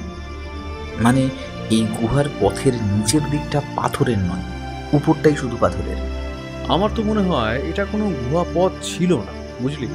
আসলে কোনো পাহাড়ের নিচের দিক থেকে বোধহয় এই পথটা হয়েছিল। নিচের মাটি তখন নরম ছিল। পাহাড়ের একদম পাশ দিয়ে পথ চলতে গেলে যেমন তলায় মাটি থাকে, অথচ উপরের দিকে পাথর, ঠিক তেমনটাই বোধ হয়। যদি সব সত্যি হয় তাহলে তো ঠাকুরদা যে ধনসম্পদের কথা লিখেছিল, অজস্র রাশি রাশি সোনা, সেগুলো কি আমরা সত্যিই দেখতে পাবো? আমার তো মনে হয় পাবো। হ্যাঁ, ঠাকুরদা শুধু শুধু ডায়েরিতে মিথ্যা কথা লিখবে না। কিন্তু ঠাকুরদা যে কেন লিখেছে, ওখান থেকে সে কিছু আনতে পারেনি, সেটাই বা বুঝতে পারছি না। ওরা হাঁটতে হাঁটতে আরও খানিকটা এগিয়ে গেল। সারাদিনের ক্লান্তি তার উপর এইভাবে এমন দুর্গম পথে চলতে চলতে ওরা বেশ হাঁপিয়ে পড়েছিল। দুজনে কোমরের সাথে দড়ি দিয়ে বেঁধে রেখেছিল, যাতে একজন অন্ধকারে কোনো রকমের টাল খেলে অন্যজন যেন তাকে ধরে রাখতে পারে। একসময় বাধ্য হয়ে ওরা সেই এলোমেলো পথের মধ্যে সেখানেই আশ্রয় নিল। সঙ্গে করে কার্বলিক অ্যাসিড এবং আরও অনেক কিছু এনেছিল। এই গুহামুখের ভেতরে আগুন জ্বালাতে ওরা সাহস করল না। একবার চারপাশটা দেখে নিয়েছিল। উপরের দিকে খানিকটা উপরে পাথরের দেওয়াল, ডান দিকে বাদিকে দুদিকেই পাথরের দেওয়াল। সামনে পথটা কিন্তু বেশ। একবার মানব ঘুমিয়ে নিল কিছুক্ষণ, তারপর আবার উৎসব ঘুমিয়ে নিল। এইভাবে বেশ কিছুক্ষণ শরীরের ক্লান্তি ছাড়িয়ে ওরা আবার হাঁটতে শুরু করলো। হাত ঘড়িতে সময় দেখলো পরদিন সকাল হয়ে গেছে। দেখতে দেখতে 2 দিন কেটে যাওয়ার পরে ওরা বুঝতে পারলো ওরা ক্রমশ উপরের দিকে উঠছে, কিন্তু পথটা সামান্য বেঁকে গেছে। যেন যে সোজা পথে ওরা এতক্ষণ ধরে হেঁটে চলেছিল সেই পথটার সোজা নেই, সেই পথটা একদিকে ঢালু হয়ে গেছে। ওদের পাথরের দেওয়ালে হাতে রেখে রেখে সামনের দিকে হাঁটতে হচ্ছিল। একসময় পথটা এতটাই বেঁকে গেছে যে ওরা পাথরের দেওয়ালের উপর পা রেখে ওই শক্ত মাটি হাত দিয়ে ধরে ধরে সামনের দিকে এগোতে লাগলো। চলতে চলতে একসময় মানব বলল, উৎসব, মনে হচ্ছে যেন আমরা হেঁটে চলার পথটাকে হাতে ধরে রেখেছি, আর পাহাড়ের দেওয়ালে আস্তে আস্তে সামনের দিকে এগিয়ে যাচ্ছি। প্রকৃতির এই অদ্ভুত ব্যাপার, বুঝলি। এই কারণেই ঠাকুরদা এই পথটাকে সাপের সঙ্গে তুলনা করেছিল। পথটা একেবারে এঁকে বেঁকে যাচ্ছে। আমাদের ঠিক কোন দিকে এখন আকাশ রয়েছে আর কোন দিকে মাটি রয়েছে সেটা কিন্তু আমরা ঠিক বলতে পারবো না। আমার মনে হচ্ছে আমার মাথাটা এখন মাটির তলায় আর পা দুটো আকাশের দিকে। সত্যি বলছি, এমন একটা জায়গায় যদি আমি একা থাকতাম তাহলে এতক্ষণে বোধহয় উল্টো দিকের পথ ধরে নিতাম। এই এই মানব, চুপ চুপ চুপ, একটা শব্দ শোনা যাচ্ছে না? শোন। দুজনেই সামনের দিকে তাকালো, আর তারপরেই সেই শব্দটা শোনা গেল। সেই মাটির তলা থেকে ঢাকের মতো একটানা শব্দ বেশ কিছুক্ষণ চলল। শব্দটা যে কোন দিক দিয়ে আসছে সেটা ওরা এবারে ভালোভাবে বুঝতে পারল। হাতের টর্চ একবার যেন কেঁপে উঠল। দুপা সামনের দিকে এগোতেই মানবের পা পিছলে সঙ্গে সঙ্গে সে নিচের দিকেই পড়তে লাগলো। দড়িতে উৎসব বাধা থাকার জন্য হ্যাঁচকা টানে উৎসব নেমে এলো নিচের দিকে। তারপর পাথরে মাটিতে ধাক্কা খেতে খেতে ওরা নিচের দিকে গড়াতে গড়াতে চলল। বেশ খানিকক্ষণ এভাবে চলার পর নরম মাটির মধ্যে এসে ওরা পড়ল। এদিকে মাটিটা যেন একটু বেশি নরম বলে মনে হলো। কোনো রকমে উঠে টর্চ জ্বালাতেই মানবের মুখ থেকে একটা চিৎকার বেরিয়ে এলো। সর্বনাশ!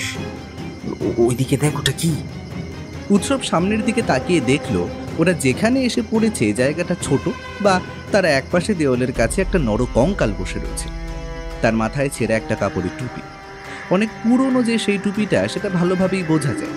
অদ্ভুত কাদায় বসে রয়েছে, যেন মৃত্যুর আগের মুহূর্তে সে এইভাবেই বসেছিল। ওরা যে এখন কোথায় আছে, কোন দিকে আছে, তার কিছুই বোঝা যায় না। কম্পাসটাও বোধহয় কোনো কারণে ধাক্কা খেয়ে এলোমেলো হয়ে গেছে। উত্তর দিক দেখার চেষ্টা করতেই দেখা গেল ওরা যে মাটির উপর দাঁড়িয়ে আছে সেই মাটির নিচের দিকেই উত্তর দিক দেখাচ্ছে। ওদের মাথার ভেতর তো সব এলোমেলো হয়ে যেতে লাগলো। সামনে বসে থাকা সেই নরকঙ্কালটা যেন একভাবে ওদের দিকে তাকিয়ে আছে। কোমরের কাছে বেঁধে রাখা একটা চামড়ার বেল্ট ছিল, সেটা এখন কেমন যেন ছেঁড়া। তার পাশে একটা লোহার পুরনো জংধরা পুরনো আমলের পিস্তল রয়েছে। সেদিকে এগিয়ে গিয়ে আস্তে আস্তে পিস্তলটা তুলে নিতে একটা ব্যাপার বুঝতে পারল উৎসব। লোকটার মাথার এক পাশের খুলিতে একটা ছোট্ট ফাটল, অর্থাৎ সে নিজের হাত দিয়ে নিজের মাথায় গুলি মেরে আত্মহত্যা করেছে। কেন করতে গেল? মানব বেশ ভয় পেয়েছিল। আমি মনে হয় বুঝতে পারছি লোকটা এমন কাজ কেন করেছিল। এই পথ থেকে বাইরে যাব কি করে? আমরা যতটা নিচের দিকে নেমে এসেছি ততটা আমরা তো উঠতে পারবো না। তাছাড়া একবার ভেবে দেখ, আমরা কোথায় আছি, কোন দিকে আছি, তার কিছুই বুঝতে পারছি না। তাহলে সত্যিই তো আমরা বেরোবো কোন দিক দিয়ে? অদ্ভুত একটা অবস্থার মধ্যে পড়ে মানব বেশ চঞ্চল হয়ে উঠেছে। কিন্তু ঠাকুরদার ডায়েরির কথাগুলো উৎসবের মাথায় ছিল। এই পরিস্থিতিতে কোনো মতেই নার্ভাস হওয়া চলবে না। তাই সে বলল, আমাদের সামনে এখনো পথ রয়েছে। আগে আমরা সামনের দিকে যাই, পিছনে ফিরবার কথা পরে ঠিক ভাববো, ঠিক আছে? টর্চটা হারিয়েছে, আর একটা টর্চ ব্যাগ থেকে বার কর। এই কারণেই আমি বলেছিলাম বেশি করে টর্চ সঙ্গে করে আনতে। আরেকটা টর্চ বের করলো ওরা। সেই নরকঙ্কালটাকে একপাশে রেখে ওরা আবার সেই মাটির জায়গাটা ধরে সামনের দিকে এগিয়ে গেল। ওদের থেকে কয়েক হাত উঁচুতে পাশাপাশি তিনটে গর্ত মতো দেখা গেল। এগুলো গর্ত বলেই মনে হলো। ওদের জায়গাটা খুব বেশি বড় নয়, একটা মানুষ হামাগুড়ি দিয়ে কোনো রকমে চলতে পারবে। সেখানে এসে ওরা থমকে দাঁড়ালো। তারপরে বেশ কিছুক্ষণ ধরে অপেক্ষা করলো। উৎসব ডায়েরির কথা মনে করার চেষ্টা করলো। ডায়েরিতে কি গর্তগুলোর কথা লেখা ছিল, না হঠাৎ এই পথে যাওয়ার প্রয়োজন নেই এমন কথা তো ঠাকুরদা লেখেনি। অন্য কোনো পথ নেই। ওরা পথ খুঁজতে লাগলো। আর খুঁজতে খুঁজতে মাটির নরম জায়গাটার একপাশে পাথরের দেওয়ালের গায়ে নিচের দিকে একটা ছোট মতো ফাঁক দেখতে পেল ওরা। মনে হলো জলের শব্দ আসছে কোথা থেকে। ফাঁকটা দিয়েই জলের শব্দ আসছে, তবে ফাঁকটা বেশি বড় নয়, ছোট। এখান থেকে কিন্তু নিচের দিকে নামা যায়। দেখ, প্রথমে কিন্তু আমি নামব। দড়িটা তোর কোমরে বাঁধা আছে, তুই ওপরে থাকবি। আমি নিচে নেমে যদি দেখি অবস্থা ঠিক আছে, তাহলে তারপর নিতে আসবো, কেমন? কিন্তু এইভাবে নিচের দিকে নেমে যদি কোনো বিপদ হয়, আমি তো কিছুই বুঝতে পারছি না। মানব বেশ অবাক হয়ে গিয়েছিল সমস্ত ব্যাপারটা দেখে। উৎসব তাকে শান্ত করে আস্তে আস্তে নিচে নামল। নিচে নামতেই কিন্তু দেখা গেল নিচের দিকে আবার একটা ছোট ফাঁকা পরিষ্কার মতো জায়গা রয়েছে। কিন্তু ওরা যেখানে দাঁড়িয়ে আছে সেখানটা থেকে নিচের দিকে নামতে গেলে অনেকটা নামতে হবে। ওই দড়ি অতটা নেওয়া যাবে না। তাই সে বলল, মানব, এবার তুই নেমে আয়। এরপর মানব নেমে এলো নিচের দিকে। দুজনে পাথরের গায়ে আঁকড়ে ধরে আস্তে আস্তে খানিকটা উপরের দিকে আসতেই মানবের হাতটা ফসকে গেল। সে ভেবেছিল নিচের দিকে পাথরের গায়ে গিয়ে পড়বে, কিন্তু অদ্ভুতভাবে ওরা দেখতে পেল ওরা এসে পড়ল নিচের দিকে। অর্থাৎ একটু আগে যে মাটির উপর দাঁড়িয়ে ওরা আস্তে আস্তে নিচের দিকে নেমেছে সেই মাটিতেই ওরা এসে পড়েছে। অর্থাৎ একটা ব্যাপার বুঝতে পেরে উৎসব চিৎকার করে বলে ওঠে, এতক্ষণ পরে আমরা একটা ব্যাপার মনে পড়েছে রে। ঠাকুরদা একটা কথা বলেছিল, এই গুহাপথের ভেতরে মাধ্যাকর্ষণ শক্তি কোনো একটা অদ্ভুত উপায়ে কাজ করে। হ্যাঁ, আর সেটা যখন হচ্ছে তার মানে আমরা ঠিক পথেই রয়েছি রে। এই পথেই আমাদের যেতে হবে মানব, বুঝেছিস? মানব তখনও ব্যাপারটা বুঝে উঠতে পারেনি। মাটির উপর বসে সে আবার সেই ছিদ্রটার দিকে এগিয়ে গেল যেখান থেকে ওরা একটু আগে বেরিয়ে এসেছে। সেখানে মুখ রেখে নিচের দিকে তাকালো। আবার সেখান থেকে উল্টো দিকের সেই পাথরের ছিদ্রটা দেখা যায়, কিন্তু যাওয়ার পথ কোথায়? ওরা এদিকে ওদিকে তাকিয়ে আবার দেখতে পেল এইখানেও সেই 3টে গর্ত রয়েছে। তাহলে ওরা যাবে কোথা থেকে? উৎসব এদিকে ওদিকে ঘুরতে লাগলো, মানবও ঘুরল। তবে ওদের দড়ি প্রায় হাত 10 মতো লম্বা ছিল, সেটুকুতেই যা ঘোরা যায়। অনেক ঘোরাফেরা করার পরে ওরা কিন্তু কোনো পথ খুঁজে পেল না। বাধ্য হয়ে ওরা এক জায়গায় বসে জল আর সাথে শুকনো খাবার সামান্য খেয়ে বিশ্রাম নিতে লাগলো। তারপরে একসময় হঠাৎ করে উৎসবের কি মনে হতে কম্পাস বের করে দেখলো ওরা যেই পথে এগোচ্ছিল সেই পথে সামনের পাথরের দিকেই দেখাচ্ছে। অর্থাৎ যেখানে 3টে ছোট মতো গর্ত রয়েছে তার মানে সেইখানেই কোথাও যাওয়ার পথ আছে। আরও খানিকটা সামনের দিকে এগিয়ে গেল, আর এগোতেই একটা অদ্ভুত ব্যাপার ওরা দেখতে পেল। এই দেওয়ালের কাছে উৎসব এগিয়ে এসে দেওয়ালের একটা জায়গায় হাত রাখতে বুঝতে পারলো সেখানে পাথর নেই, অথচ সে স্পষ্ট দেখতে পাচ্ছে সেখানে পাথর রয়েছে। তার হাতটা সামনের দিকে এগিয়ে গেল। দুটো পাথর এমনভাবে পাশাপাশি রয়েছে যেন দেখে মনে হচ্ছে একটাই পাথর, কিন্তু সেই দুটো পাথরের মাঝে খানিকটা ফাঁকা জায়গা রয়েছে। সেখানে এগোতেই ওরা দেখতে পেল ভেতরের দিকে যাওয়ার পথ রয়েছে। উৎসব আনন্দে বলে উঠল, মানব মানব, রাস্তা আছে, রাস্তা আছে, এই পথেই আমাদের যেতে হবে, তাড়াতাড়ি আয়। মানব উঠে এগোতে লাগলো। উৎসবের পিছু পিছু সেই পথ ধরে আবার ওদের পথ চলা শুরু হলো। চলতে চলতে একসময় চারপাশটা আবার অন্ধকার হয়ে এলো আগের মতো। একেতেই অন্ধকার ছিল, তবে দিনের আলো কোথা থেকে যেন সামান্য আলো ঢুকে এসেছিল ওদের আশেপাশে। ওটুকুতেই ওরা যা দেখতে পাচ্ছিল তা আর দেখা সম্ভব নয়। আবার পথ চলা, কখনো উঁচু কখনো নিচু। চলতে চলতে ওরা আর একবার শুনতে পেয়েছিল সেই অদ্ভুত গম্ভীর ডাকটা। আর তারপরেই ওরা এসে পড়ল সেই জলের শব্দের কাছে। জলের শব্দটা মাঝে মাঝে শুনতে পাচ্ছিল। এবার যেন এই শব্দটা বাড়তে বাড়তে এত তীব্র হয়ে এলো যে ওদের কানে এসে ধাক্কা দিতে লাগলো। আর একটু এগোতেই ওরা দেখতে পেল সেই জলের উৎস। জলের উৎসটা দেখে মানব সেদিকে ছুটে যাওয়ার চেষ্টা করছিল, কিন্তু তার আগেই উৎসব টান দিয়ে তাকে থামিয়ে দিল, আর সঙ্গে সঙ্গে উপরের দিকে আঙুল তুলে দেখালো। উৎসবের আঙুলের দৃষ্টি অনুসরণ করে মানব উপর দিকে তাকাতেই যে দৃশ্যটা দেখতে পেল তাতে তার গোটা শরীর যেন বরফের মতো ঠান্ডা হয়ে গেল। বেশ খানিকটা দূরে উপরের দিকে যেখান থেকে জলটা নেমে আসে, আর একপাশে উঁচু পাথরের মতো জায়গা একটা, আর সেখানে ঘুমোচ্ছে একটা অদ্ভুত কচ্ছপের মতো প্রাণী। তাকে দেখে প্রথমে কচ্ছপ বলেই মনে হলো, তারপরে ওরা বুঝতে পারলো ওটা কচ্ছপ নয়, একটা ব্যাঙ। অত বড় কোনো ব্যাঙকে এর আগে ওরা কখনো দেখেনি। ব্যাঙের ডাকটাই তার মানে এমন অদ্ভুত গম্ভীর ঢাকের শব্দের মতো বলে মনে হচ্ছিল ওদের। সেখানে দাঁড়িয়ে থাকতে থাকতেই ব্যাঙটা একবার অদ্ভুতভাবে ডেকে উঠল। সেই শব্দে ওরা দুজন কানে হাত দিয়ে আবার গুহাপথের একপাশে এসে দাঁড়ালো। উত্তেজিত গলায় মানব বলল, এটাই তো সেই ঝর্ণা যার কথা তুই বলছিলি। এই ঝর্ণার ভেতর দিয়েই তো ওপাশে যেতে হবে, তার ভিতরে রয়েছে সেই ধন সম্পদ। তাহলে ওই ব্যাংকটা ওখানে থাকলে আমরা ওপাশে যাব কি করে? সেটাই তো ভাবছি। যদি একবার জেগে যায় তাহলেই বিপদ হবে। কিন্তু এই কারণেই কি ঠাকুরদা ওখান থেকে কিছু আনার কথা লেখেনি? কিছু না বুঝতে পারছি না। ওই আদিবাসীগুলো কিন্তু এমন কিছু একটার কথাই আমাদের বলেছিল। তাহলে মানব আরো কিছু বলতে বলতে একপাশে সরে দাঁড়িয়েছিল, আর তাতেই জায়গাটা থেকে পা ফসকে একটা পাথর নিচের দিকে গড়িয়ে পড়ে। তারপরে মানব নিচের দিকে গড়িয়ে পড়ছিল, কিন্তু উৎসব তাকে কোনো রকমে ধরে ফেলে। কিন্তু পাথরটা গড়িয়ে গড়িয়ে নিচের দিকে গিয়ে জলের মধ্যে পড়তে ব্যাঙটার দুটো চোখ খুলে যায়। একটা লাফ দিয়ে ব্যাঙটা এসে পড়ে সামনের জলের মধ্যে।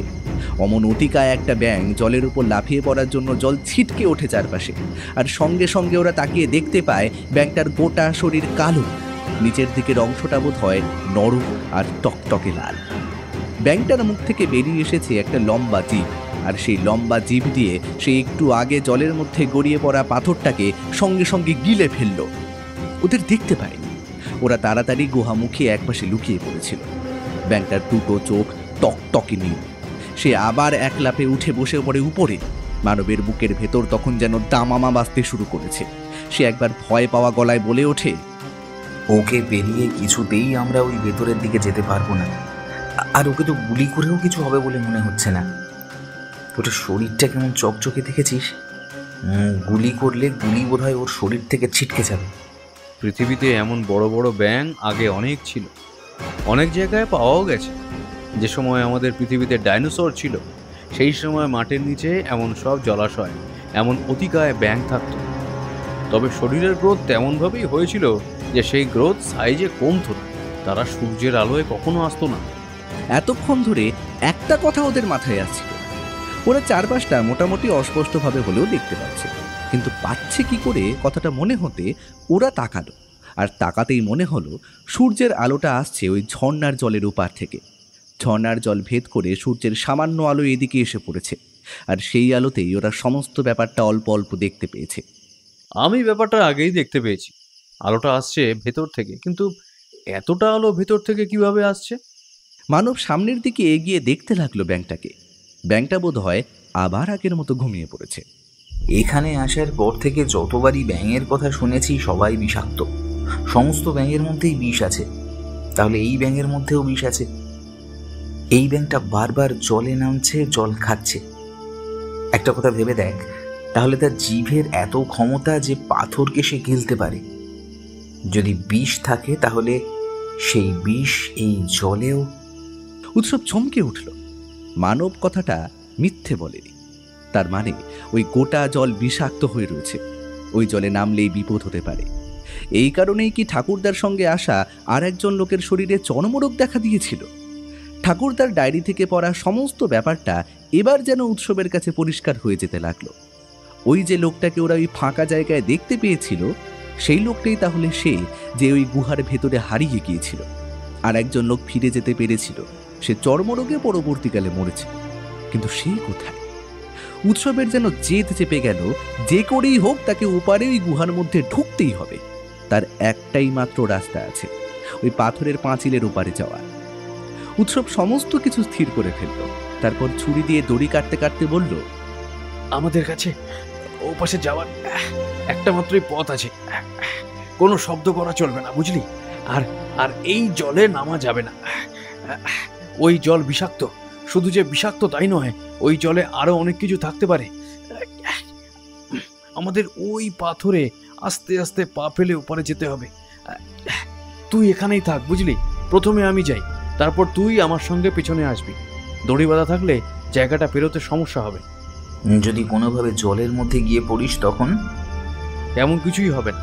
পাথরের দেওয়ালের দিকে তাকিয়ে দেখ, দেওয়ালের গাগুলো বেশ খাঁচ কাটা, খানিকটা পাথরের এদিক ওদিক হয়ে রয়েছে। সেখানে ধরে ধরে পা রেখে কোনো রকমে ওপারে চলে যাওয়া যাবে। তুই এখানেই বসে ওই ব্যাংকটার দিকে খেয়াল রাখ, কেমন? যদি কোনো বিপদ দেখিস তাহলে আমায় সাবধান করে দিবি। আর হ্যাঁ, সাবধান করে দিয়ে তুই হেঁটে গুহার ভেতরে ঢুকে যাবি, কথা দে। ব্যাংকটা গুহার ভেতরে ঢুকতে পারবে না, ঠিক আছে? বুঝেছিস? কথাটা মানবের মনে ধরল। উৎসব আস্তে আস্তে গুহার এক পাশ ধরে শব্দ না করে নেমে দেওয়ালের কাছে গিয়ে দাঁড়ালো। জলের জায়গাটা কিন্তু খুব বেশি বড় নয়। ঝর্ণা থেকে জলটা নেমে প্রায় 4-5 হাত একটা জলাশয়ের মতো তৈরি করেছে। তারপর জলটা চলে গেছে অন্য পাশে। উল্টো দিকটা ফাঁকা, সেই উল্টো দিকে জায়গা রয়েছে। তবে সেই জায়গাটার কাছে গেলে ব্যাংকটার মুখোমুখি হতে হবে, যেন ব্যাংকটা জানে ওই পথে কেউ এলে তার সঙ্গে দেখা হবে। তাই সে ওদিকে মুখ করে বসে রয়েছে। উৎসব বসে রইল ব্যাংকটার দিকে তাকিয়ে। পিস্তলটা খুলে সে তাক করে রেখেছে ব্যাংকটার দিকে। জানে সে কিছু হবে না, তবুও প্রতিটা মুহূর্ত যেন মানব বুঝতে পারছিল তার বুকের ভেতর একসাথে ঢোলক, কাসর, ঘণ্টা সব কিছু বাজছে। কলকাতায় দুর্গাপুজোর সময় গুড়গুড় করে ঢাক বাজে, সেই গুড়গুড় শব্দটা এখন মানবের পেটের ভেতর থেকে উঠে আসতে লাগলো। খিদে পেয়েছে, কিন্তু এই সময় খিদে, তেষ্টা কোনো কিছুই মনে রাখার মতো নয়। উৎসব ততক্ষণে পাথরের মাঝে মাঝে পর্যন্ত পৌঁছে গেছে, আর খানিকটা ওপারে যেতে পারলে সে পৌঁছে যাবে উল্টো দিকে। তখনই একটা কাণ্ড ঘটে গেল। দেওয়াল থেকে একটা পাথর এসে খসে পড়ল জলের উপর। সঙ্গে সঙ্গে উৎসব একটা লাফ দিয়ে ওপারের মাটির ওপরে গিয়ে পড়ল। পাথরের জলে পড়া আর উৎসবের ওপাশে মাটিতে পড়া দুটো একসাথে হয়েছিল। ব্যাঙটাও কিছু একটা বুঝতে পেরেছিল। সে নিচে নেমে এলো জলের কাছে, আর ঠিক তখনই উৎসব সেই সুযোগে ঝর্ণা যেখান থেকে নেমে এসেছে সেই পাথরের জায়গাটার ওপাশে অন্ধকারের মধ্যে গিয়ে লুকিয়ে পড়ল। মানব গুহামুখের ভেতরে একপাশে দেওয়ালের সঙ্গে নিজের শরীর লুকিয়ে দাঁড়িয়ে রইল। জলের উপর নেমে ব্যাঙটা আবার সেই গুরুগম্ভীর গলায় ডেকে উঠল একবার। মানব ভয়ে ভয়ে সামনের দিকে উঁকি মেরে দেখতে লাগলো। ব্যাঙটা লাফিয়ে জলের উপরে এসে পড়ে চুপ করে বসে রয়েছে। যে পাথরটা জলের মধ্যে গড়িয়ে গিয়ে পড়েছিল সেদিক থেকে একটা অদ্ভুত শোঁ শোঁ শব্দ ভেসে এলো। কিছুক্ষণের জন্য তারপরে আবার সবকিছু শান্ত। ব্যাঙটা দুবার মাথা ঘোরালো, তারপর আবার আস্তে আস্তে জল ছেড়ে বেরিয়ে এলো উপরের অন্ধকার দিকে। মানব হাঁপ ছেড়ে বাঁচল। ততক্ষণে উৎসবকে অল্প অল্প দেখতে পেয়েছে সে। পাথরের কাছ দিয়ে আস্তে আস্তে এগিয়ে যাচ্ছে ঝর্ণার দিকে। ঝর্ণার একদম কাছে এসে পড়েছে, এমন সময় সে হাত তুলে মানবকে আসতে বলল। তারা দুজনে মিলেই ঝর্ণার কাছে পৌঁছে গেছে একসাথে। ঝর্ণার জলে প্রথমে হাত দিল উৎসব। ঠান্ডা জলটা কোথা থেকে আসছে তা ভালোভাবে বোঝা যায় না। হাঁটতে হাঁটতে ঝর্ণার দিয়ে ভেতরে ঢুকে গেল ওরা দুজন। তারপরেই অবাক হয়ে গেল দৃশ্যটা দেখে। সামনের দিকে তাকিয়ে ওরা যেটা দেখতে পেল তাতে মনে হলো এক্ষুনি হৃৎপিণ্ডটা যেন বাইরে বেরিয়ে আসবে। যে আলোটাকে ওরা সূর্যের আলো বলে মনে করেছিল সেটা আসলে সূর্যের আলোই নয়, সোনার উজ্জ্বলতা, সোনার একটা স্তূপ। সেই স্তূপের ওপরে অনেকটা উপর থেকে সূর্যের আলো এসে পড়েছে, এমনভাবে যেন মনে হচ্ছে রোদের আলো সরাসরি বাইরে এসেছে। কিন্তু এটা কি? মনে আছে ওই গাছটার তলায় স্থানীয় উপজাতি লোকেরা প্রণাম করেছিল? তারা আমাদের সেখানে আশ্রয় দিয়েছিল। সেই গাছের তলায় একটা মূর্তি ছিল, মনে আছে? মানবের মনে পড়ে গেল সেই মূর্তিটার কথা। অদ্ভুত মাটি কিংবা পাথর দিয়ে মূর্তিটা তৈরি করা হয়েছিল। ওদের সামনে আসলে যে সোনা রয়েছে সেটা কোনো সোনার মুদ্রা কিংবা ছোট ছোট সোনার টুকরো নয়, সোনা দিয়ে তৈরি করা একটা অদ্ভুত মূর্তি। তার মাথার দুপাশ দিয়ে নেমে এসেছে লম্বা চুল, চোখ দুটো বন্ধ। তার মাথার ঠিক মাঝখানে আরও একটা চোখ রয়েছে, সেটা খোলা। মুখের দুপাশ দিয়ে বেরিয়ে এসেছে অজস্র দাঁতের সারি, দুটো হাত নিচের দিকে ঝুলিয়ে রাখা, দুটো পা অদ্ভুত কোনো এক আসন কিংবা অদ্ভুত কোনো উপায়ে একটা পা অন্য পায়ের উপরে রাখা, অনেকটা পদ্মাসনের মতো, তবে ঠিক তেমনটা নয়। অদ্ভুতভাবে সেই মূর্তিটার দিকে ওরা তাকিয়ে রইল কিছুক্ষণ। উৎসব বলল, এবার বুঝতে পেরেছি ভাই, কেন আসলে ঠাকুরদা বলেছিল এখান থেকে কোনো কিছুই নিয়ে যাওয়া সম্ভব নয়। এত বড় সোনার মূর্তি এখান থেকে নিয়ে যাবোটাই বা কি করে? সোনার মূর্তিটা বিশাল বড়, ওদের থেকে খুব কম করে হলেও 10 গুণ বড়। সেই মূর্তির উচ্চতা আর চওড়ায় বেশ খানিকটা। ওরা যেই গুহার ভেতরে এসে পড়েছে সেই গুহার চারপাশে পাঁচিল। পাথরের সেই পাঁচিলের মাঝখানে শুধুমাত্র এই মূর্তিটাই রয়েছে। এই মূর্তির আলো চারপাশে এমনভাবে প্রতিফলিত হয়েছে যেন মনে হচ্ছে ওরা আকাশের নিচে দিনের আলোয় দাঁড়িয়ে রয়েছে। মানব বলল, তার মানে এত দূর এই মূর্তির খোঁজেই আমরা এসেছিলাম। এমন একটা অদ্ভুত মূর্তি এখানে রয়েছে, সেই কথা হয়তো এখানকার লোকেরা কেউ জানেই না। ভুল করছিস মানব, ভুল করছিস। ওই লোকগুলো জানে, অন্তত এখানকার জঙ্গলে যারা থাকে তারা সবাই জানে।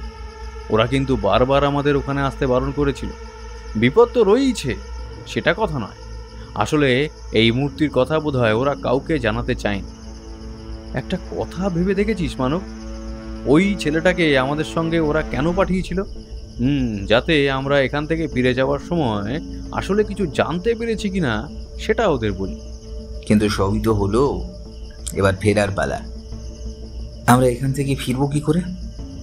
আরে ভাই, ঠিক আছে ঠিক আছে, ব্যবস্থা হয়ে যাবে। আমরা যেভাবে এসেছি ঠিক সেই পথেই আমাদের ফিরতে হবে।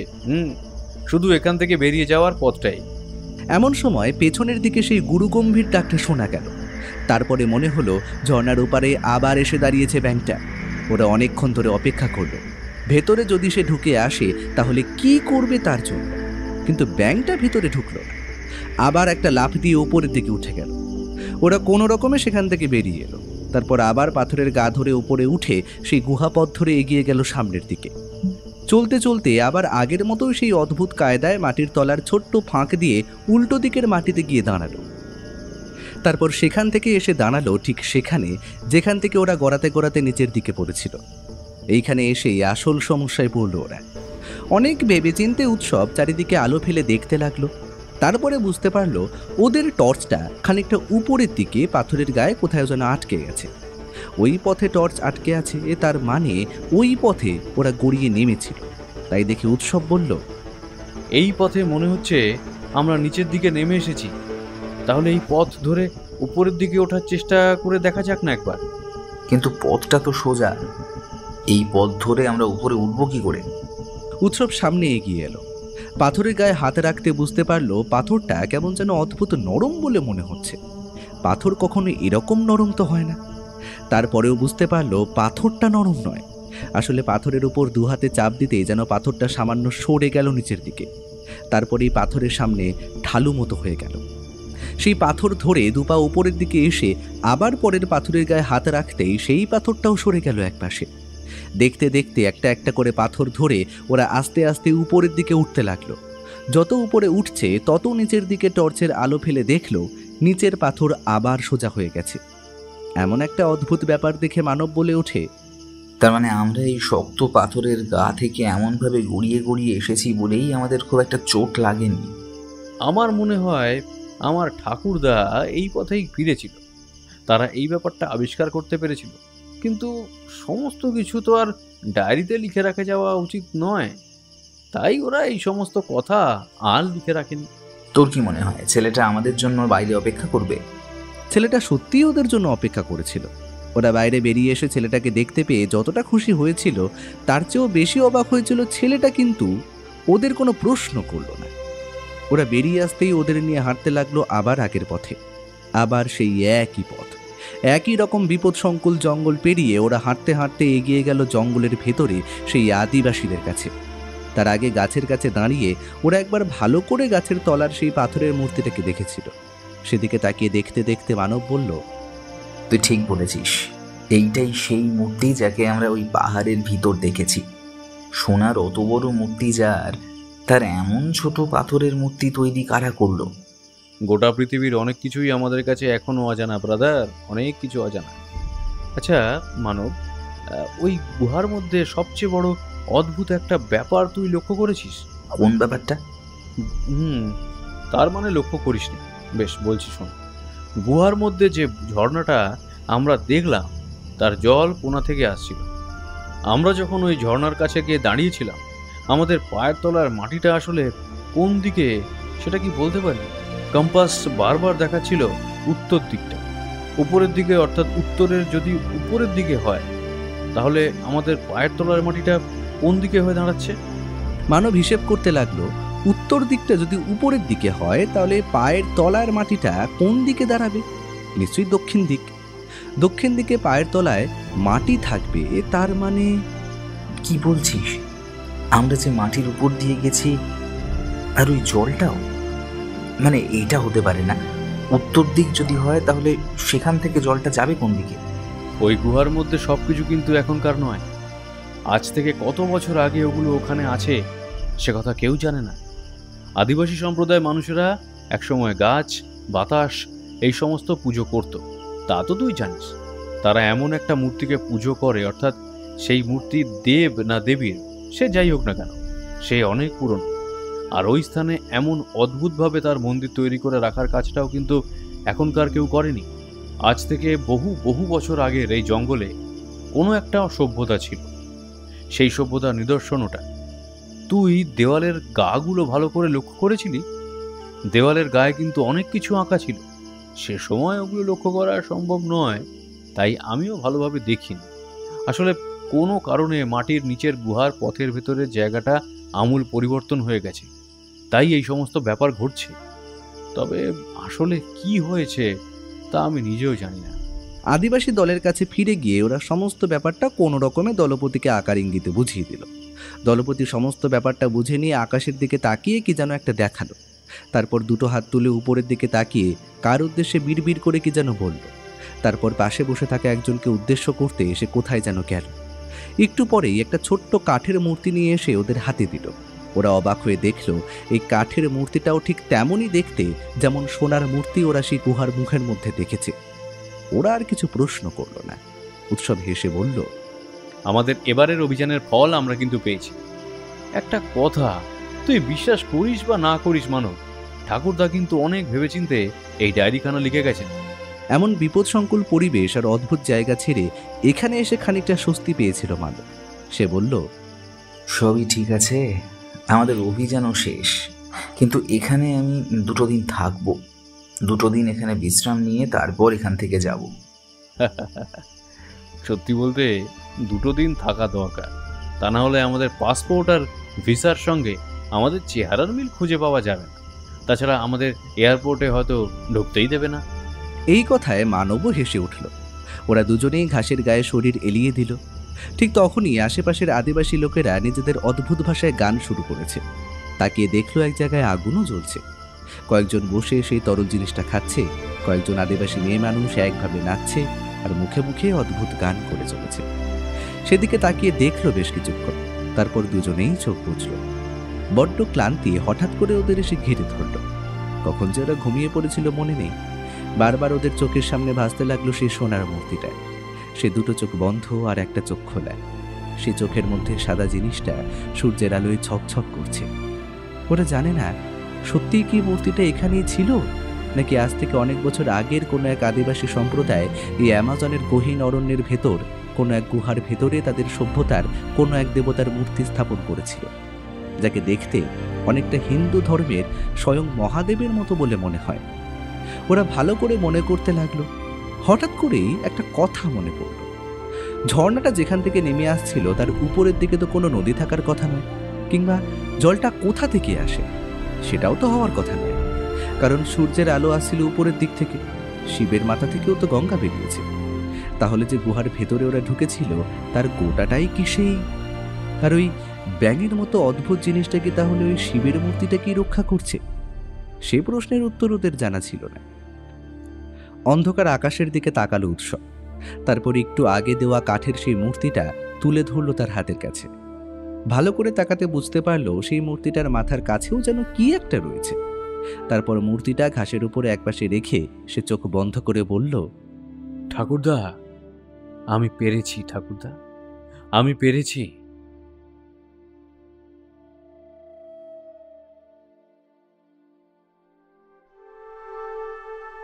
শুনছিলেন লেখক সুকান্ত দাশের কলমে মানব ও উৎসব সিরিজের গল্প অ্যামাজনের গহন। সম্পাদনা, ডিরেকশন এবং ভিডিওর ভিজুয়াল এফেক্টসে প্রায়ণ গোস্বামী। বিশেষ সহযোগিতায় পার্থ মুখার্জি। শব্দ পরিকল্পনা, মিশ্রণ এবং আবহ সৃষ্টিতে সাউন্ডস্কেপ। পোস্টার ডিজাইনে কভারম্যান অভিব্রত।